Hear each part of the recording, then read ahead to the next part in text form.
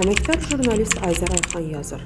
Bugün, dekabrın 16-sında Mehdiyev işi çərçivəsində baş nazirin sabiq birinci müavini Abbas Abbasovun axtarışa verilməsi yeni mərhələnin başlanğıcı kimi qiymətləndirilə bilər. Abbas Abbasov 2012-ci ildə Moskvada yaradılan və Milyarderlər İttifaqı adı ilə tanınan təşkilatın təsisçisi və rəhbəri olub. Bu təşkilat ilk gündən Bakıya qarşı təzyiq mexanizmi kimi ortaya atılıb. Sonradan Milyarderlər İttifaqı Milli Şura formatına keçirildi. İndi məlum olur ki, Abbas Abbasov da proseslərdə yer alıb. Paraleldə daha bir maraqlı prosesin şahidi olmaqdayıq. Azərbaycanın ən iri klanları, nüfuzlu ailələri, soyadları dövlətin hədəfinə gəlib. Bakı Hövsan Beynəlxalq Ticarət Dəniz Limanının rəisi Rəşad Dəşdəmirovun həbsi gündəmə bomba kimi düşüb. Azərbaycanın mərhum xalq şairi Söhrab Tahirin oğlu, Dövlət Gömrük Komitəsinin əməkdaşı Tahir Tahirinin isə məsuliyyətdən yaxa qurtarmaq üçün İrana qaçdığı deyilir.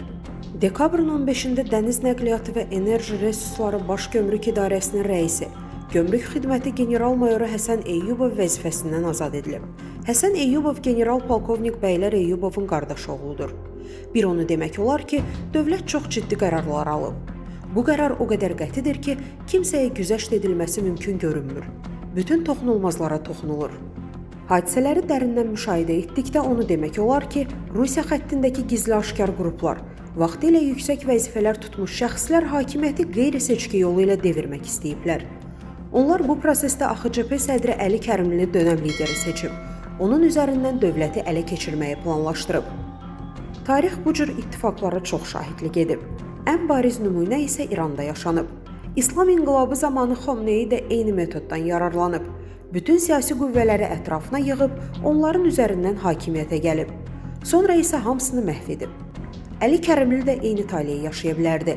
Əslində dövlət onu həbs etməklə həm daha böyük cinayətə əl atmaqdan yayındırıb, həm də həyatını xilas edib. Statın sonu. Yazını tam halda şərhdəki linkdən oxuya bilərsiniz. Əziz izləyicilər, xəbərlərdən məlumat əldə etmək üçün kanalımıza abunə ola bilərsiniz.